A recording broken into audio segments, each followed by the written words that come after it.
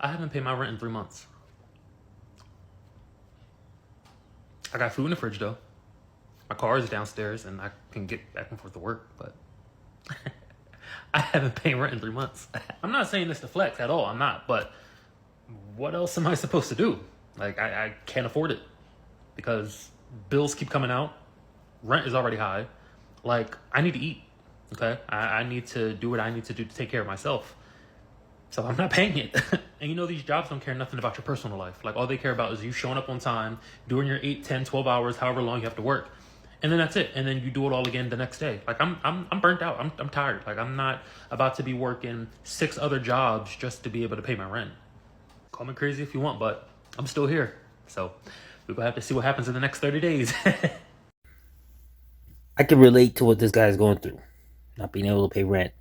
And I agree with what he's saying that we shouldn't have to do 3, 4 jobs to just pay rent. But at the same time, this guy's in a situation, 3 months rent that is overdue, and he's laughing about it. I don't think it's the type of laugh that he thinks it's hilarious, but at the same time, he's like, I got 3 months rent and I can't afford to pay it.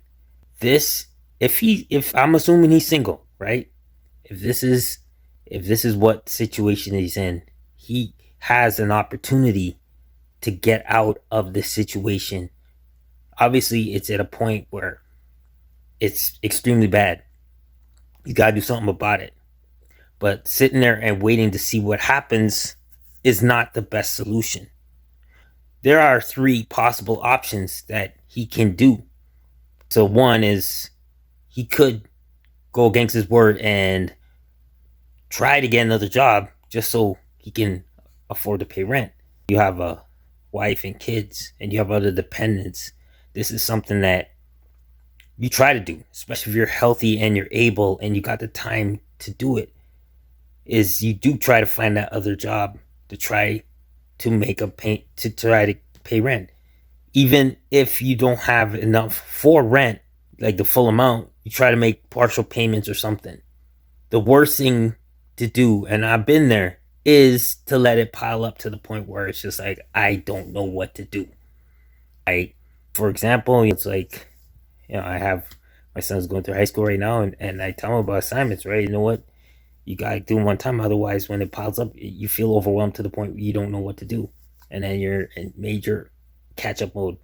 But here, the second option is, obviously he doesn't want to do option 1. The second option is that you try to find somebody that you can stay with. For some, it's easier said than done. It is a humbling experience to be able to ask somebody if you could stay with them because you can't afford to pay rent. You have to get rid of that pride. It's a humbling moment. And for some, they have that option, but they won't do it because they are getting humbled. They are risking the I told you so comments. But for some people, I understand they don't have that other option. They don't live in an area where they have family that they can go to, that they have friends they can go to and just room.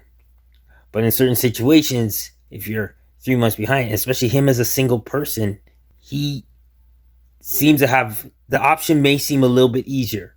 I'm not assuming, but maybe I am. It might be a little easier to room with somebody or downsize. How big is the place that you're staying? If you are staying in a 2-bedroom apartment, maybe you need to downgrade to 1. I've seen where some single folks have 2-bedroom apartments and they can't afford to pay the rent. Well, how about downgrading to a 1-bedroom? Is the only reason why you have 2 bedrooms is because you have too much stuff? Or are you just trying to live above your means? I don't know, but that could be an option. Move back with your parents. Move with a buddy. I don't know. Sleep on somebody's couch. I don't know. But you don't want rent to pile up like that. Trust me. And the third option is, and this one could be the most challenging, but it could also be the most rewarding. Try to move to another city or another state where rent is cheaper rent is more affordable. And this all depends on obviously what career you're doing, what kind of job you're doing. If you're remote, you can move almost anywhere. It all depends on what you're doing, right? Moving to another state or area might be the best thing to do to cut costs. And trust me, because some areas obviously cost way more because based on lifestyle and the type of people that are in the area. But then you got some that are stubborn as well. They will stay in an expensive area because they enjoy life more.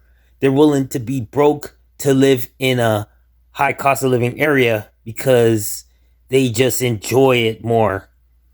But the question is, would you rather be broke in and living in an expensive city, or have more money and be in a more boring area? That you gotta weigh yourself in. But I don't know. I want to know your thoughts. What do you think of the dude laughing about being behind on rent, and what do you think he should do about his situation? Let me know.